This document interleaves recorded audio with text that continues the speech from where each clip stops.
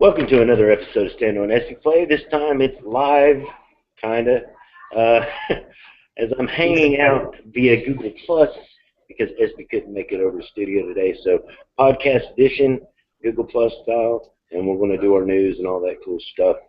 Uh, so Espy, how you doing? What's up? I'm good. I And get to go ahead. sorry. I get to clean up the mess that my child left behind when I get done. And of course, let's start off this week with what games we're playing. And I've been playing Grand Theft Auto 5 this week. I started the story over, suggestion of you and viewers alike. So, been playing that. Nice. I've played Mercenary Kings, beat another rank. So, Nice. what have you been playing? Tomb Raider. I got the free download from the PlayStation 3. Been playing it all week. And that's not really your kind of game. No, it's not, but it's actually interesting. It really is. There for a minute, I thought I'd beat it. And I was like, man, this is a short game. But then it adds on to the story, so it continues. And I'm like, okay, that's better. Of course, we got news coming out this week. A lot of news going into E3 that you would think would be announced at E3. So it kind of makes you wonder what's left to be announced at E3. First of all, let's start with Microsoft, who had two way huge announcements this week. The first was the connectless Xbox One that goes on sale the same day that E3 starts. And it goes on sale for $400. What do you think of that? They're getting smart. They're finally realizing that you don't need to connect to play games. Is it too little, too late? Do you think? Just wondering. Possibly, because I mean everybody who's getting the Xbox has probably already got their Xbox, got it with the Kinect, and if they're not, I mean if they're still not selling as much as they were, then yeah, it's probably too late for them now. Well, Phil Spencer is still dedicated that Kinect is the future, and he claims that 80% of Xbox owners are using the Kinect, and it's hard to say whether or not that's just to say Xbox on. Do you know what I mean? Right. Yeah. Well, I mean, I don't know a lot of people that would use the Kinect I know that have the Xbox One, or just the regular Xbox 360 at that. I mean, Right. a lot of the people that I talk to, or that I know that have one, play shooters. That's about it. So, I mean, I don't see a need for the Kinect for that. Right. There's definitely not a need for Kinect at all for that. Absolutely not. But there it is. You know, what are you going to do? Right. Do you think, hopefully this will increase Microsoft sales? And so, yeah, that's the idea, I think, is to put it on an even playing bar with the PlayStation 4. However, the PlayStation 4 is still better hardware for the price, and even taking the Kinect away, which is $100, maybe $100 more, you still get a weaker processor. Maybe they should have dumped $150. And maybe we'll see that later on. But what do you do if PlayStation 3 drops to $350? Mm-hmm. That'd be pretty cool. I'd be a little mad, but Well, speaking of being mad, if you're an Xbox One early adopter and you have the Kinect, and now there's a cheaper version coming out without the Kinect, and as an early adopter, you were really strong-armed into getting it in the first place, how mad are you now? I mean, they're mad would be an understatement. I mean, yeah, and you know, there's going to be people out there that are going to be saying stuff, and the social media will blow up in the next couple of weeks Oh, it leading already up to has. that release. It See, already has. so I mean, there's going to be people mad. There's going to be people who really don't care, The next and thing then there's I've got going to be is we should have heard it at E3, um, but we heard it early, and that is officially there is a Halo 5 Guardians. More information will be coming out for E3 on that. It has a name. Apparently, it's got a release date that we don't know yet, but it's going to be revealed at E3. So I'm thinking either late 2014, early 2015. Also rumored is the Halo Master Chief Legendary package, whatever it is, with Halo 1, 2, 3, and 4 in the box. nice. Not big Halo fans, but they get a collection. Yeah, yeah. I mean, well, I mean, Halo's the biggest game for Xbox, though. If you think about it, you know, a lot of people when they first got the Xbox was for Halo. Actually, the stat So numbers say even though Sony has more first-party titles like the Uncharted, The Last of Us, right. what are some of the other ones? The Ratchet and Clanks and Infamous and what's another one? Ratchet and Clank. Did I say that one already? Maybe. Uh, but anyway, even though Sony has all of those first parties, Halo has sold more than all of those combined. So that is a testament to one franchise and why Microsoft is slinging it forward. There for a while they were talking about not doing another Halo game, and I mean we had that conversation. And I'm not an Xbox player, but I play Halo, or I've played Halo, and you know that one game would have sold 3 or 4 Xboxes by itself just for that one game. So I mean it's a good thing that they're going to continue that production with that game in that genre. You think it's a system seller then? Because right now the install base isn't what you would think Halo is, and Sony definitely has that install base. So it's kind of interesting. Or are we looking at Destiny being the new Halo? I wouldn't say it's a system seller now, but before with the 360, I would say so. But as far as the Xbox One, I don't think it's I don't think it'd be a system seller. What is a system seller that we need from Xbox One right now? I don't think necessarily that it's a shooter as much as it is action adventure or an RPG or something that reaches out to the broader gaming audience. Oh yeah, I mean I would have to say it'd be more along the lines of an action adventure kind of game, something that would draw you in and keep you playing. That's a game that you wouldn't have to play online. Further news, Sony loses billions of dollars, but it's not because of the PlayStation 4. It's because of their computer department, Bio, not doing so well, and their 4K television series not doing so well. So they are taking a multi-billion-dollar loss, and they're selling off these companies. They've also sold off their shares in Square Enix and other things to become profitable in the future. So they predicted this loss early.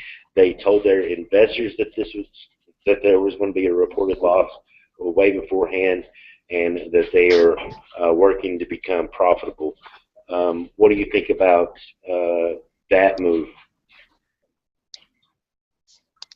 I mean, if they had already planned to do it, I think it's working. If it's going to work for them, then yeah. But I mean, sometimes they plan to do something like that, and it ends up backfiring. See, when I was But I growing guess up, it just and I know I'm the old fogey here, but in the 80s and 90s, Sony TVs, Sony Walkmans, oh Betamax, yeah, oh yeah. everything that Sony did was innovative and is what's kept them a dominant global Well, I mean, force in I guess electronics. And that's just not the case anymore. We have other companies and more competitors. oh yeah. I mean, growing up for me, because I grew up in the '90s, but a lot of the things I seen, it wasn't just it was Sony Entertainment is what it was, and it was all about Sony Entertainment. It was Sony this, Sony that, TVs, games, videos, DVD players, what have you, and I think that helped them get to where they are now.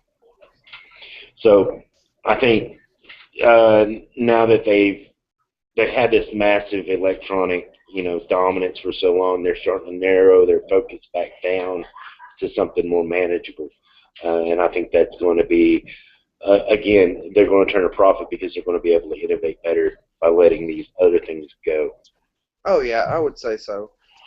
Um, I guess it's just they're moving into the future, and everything's getting to the point to where eventually you won't have a lot of these Sony stereos anymore, and Sony, DVD players. Everything's going to be digital, so you'll have a little box that you'll download movies, TV shows, what have you from. So eventually you'll see it just kind of fade away, and maybe it's a good step for them to take now than to wait and get behind. Absolutely. Absolutely. Um, moving along, other news.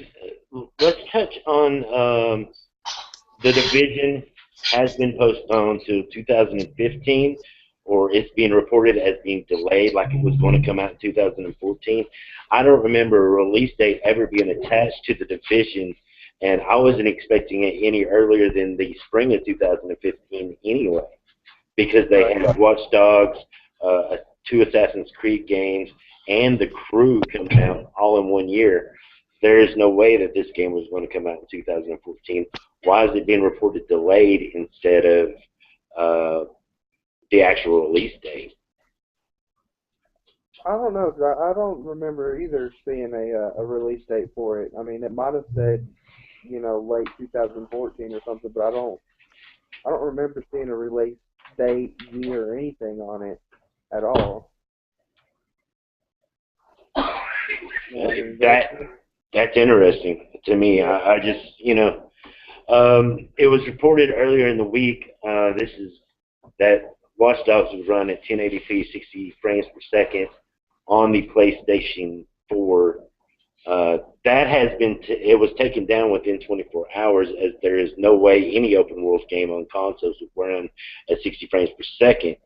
The actual specs for the PlayStation 4 is higher than the Xbox One, but it still stands at 30 frames per second, 900p. What does this mean for if we're already tapping out the power on the PlayStation 4, which is the most powerful of the two consoles, over the next 10 years as far as consoles go?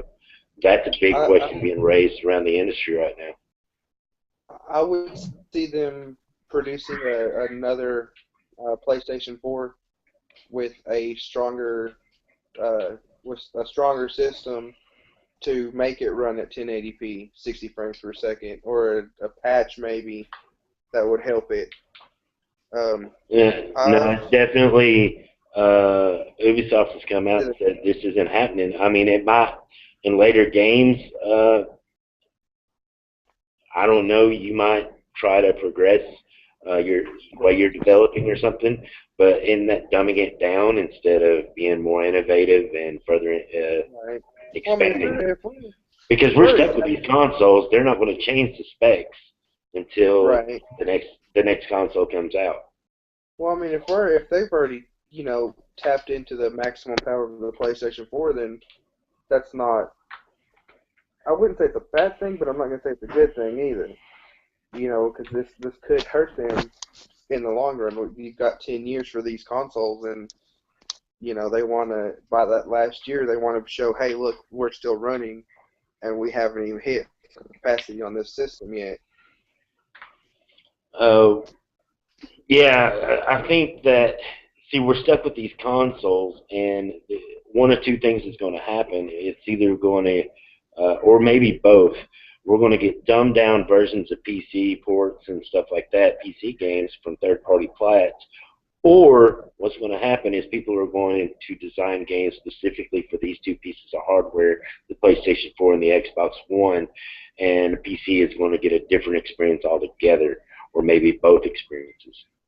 Kind of like back in the Nintendo days when, you had Super Nintendo and Nintendo games and Sega Genesis games and Sega Master games, but the games on PC were completely different and way better as far as innovation graphically and all that other stuff. But we played our consoles as toys, so maybe are we going back to the toy format? Maybe. Sucks if you think about it. Oh yeah, but I mean,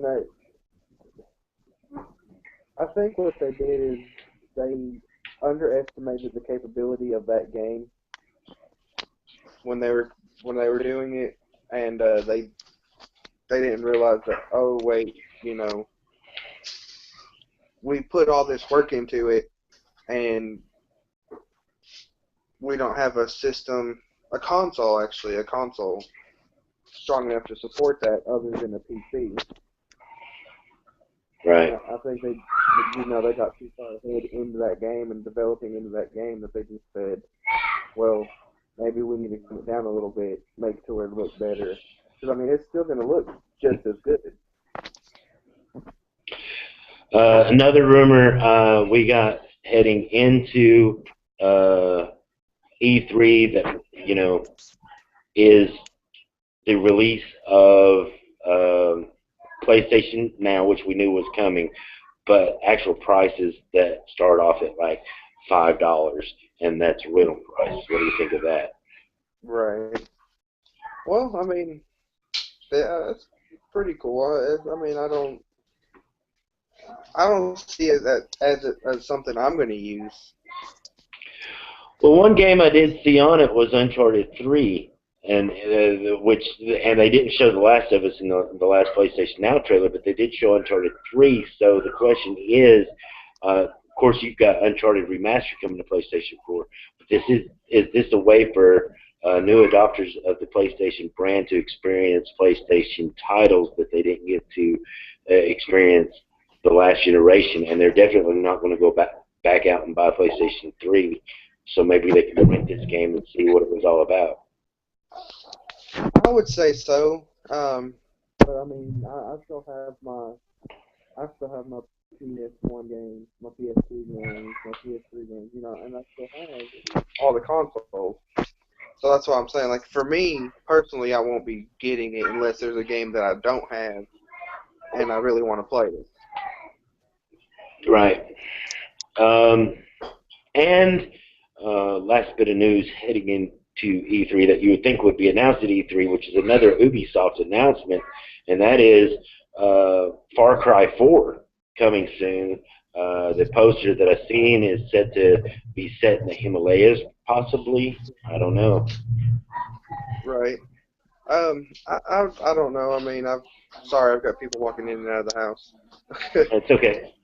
I don't know. Did you play Far Cry 3? Any Far Cry? I did a little bit.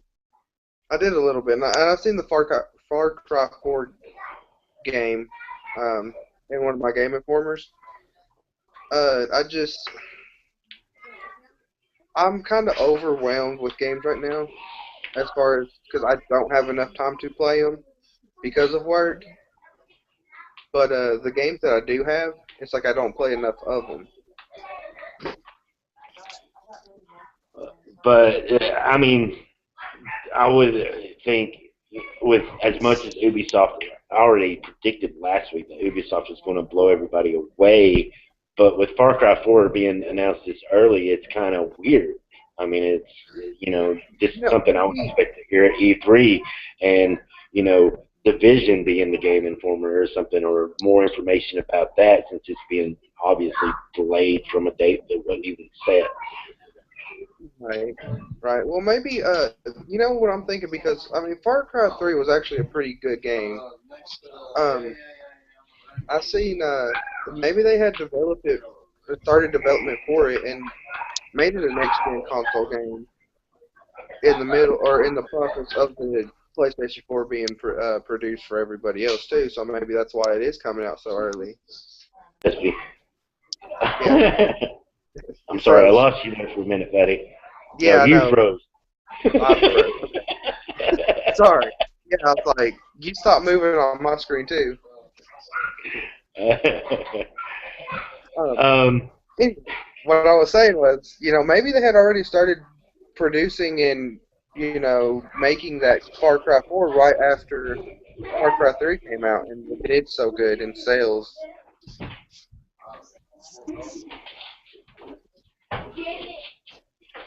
there are two possible. We got two Assassin's Creed coming up. Unity and Comet. Of course, Unity is going to be on the PS3 and PS4. I'm sorry, PS4 and Xbox One, and Comet's going to be on the PS3 and Xbox 360, the last gen. Unity, though, has been said to have over 10 developers, 10 Ubisoft developers around the world, being led by the Santa Monica team, of course. And so over 10 developers working on this single title. That's crazy. um, you know, but you've got to realize though, Ubisoft's got a lot of games coming out and quick. So, So yeah, that's a lot of studios to throw at one game, and so it sounds like it's going to be a pretty impressive. oh yeah, and I mean, I think Ubisoft is trying to get on top of the game developing industry and be like, look, yeah, everybody has all these games, everybody has these developers, but it's time to prove that we're the best and we do what we need to do. Last but not least, I want to talk about a little bit about net neutrality, and what net neutrality is what keeps internet prices down without charging content uh, fees on your from your internet service provider.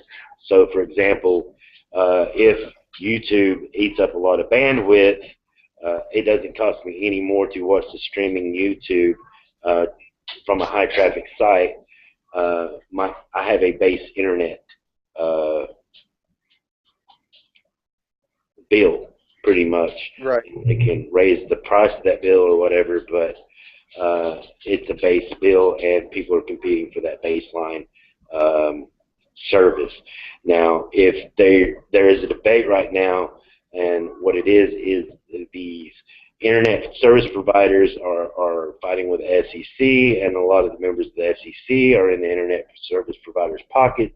And let's put it this way: if you are like the video game, they can charge you a baseline fee, but there's a lot of traffic for video gaming, so they can charge you an extra cost on top of your internet fee for video gaming. If you like Netflix, they can charge you extra on your internet bill for Netflix. Or if you like to use Facebook, they can charge you an extra amount. And this isn't just limited to home providing internet service providers. This is also mobile. So like if you Facebook on your phone, your bill could go up. Does that make sense? Because it's a high profile, high traffic, Oh and yeah, like yeah. Uh, a I'd probably tax. delete all my apps. I'd go back. I'd go back to DVDs. Go back to hard copies. Absolutely. Oh yeah. Oh yeah. So I'd even pull out the VHSs for that one. what this does is, if they decide to do this, it stifles future innovation. And if we do that, we're going to be moving backwards and not forwards. So what I suggest that Oh you yeah. do is there is a form you can fill out. I'm not sure of the link. I can tell you to Google it up and find out the form that you can protest and protest in civility. That way it actually gets heard. It actually gets read. Don't just go on there and swear your mind You know what I mean? Like, F this, I don't want to do this, blah, blah, blah. Oh Actually, yeah. be civil when you're filling out the form and send it off to the FCC, and let your voice and opinions be heard, and let net neutrality live and not die. Oh yeah. You, other than that, I don't have anything. Have you heard anything else going on in the news? Or I know you get to watch the IGN app now. Yeah. No. No, I really haven't heard a whole lot. I've, Not a whole I've lot. been, Just working and playing games. yeah. I've been since I've been back at work, it's been a little crazy, so I've been a little wore out. Now, hopefully, next week you get to come back and visit with me, and we don't have to do this complicated Google Hangout stuff. And Yeah. we can do some verses on. I've got a verses in mind, and that is a Formula One challenge. And what we'll do is who can post the best lap time, Okay. Well, see. and we each get 3 laps. Well,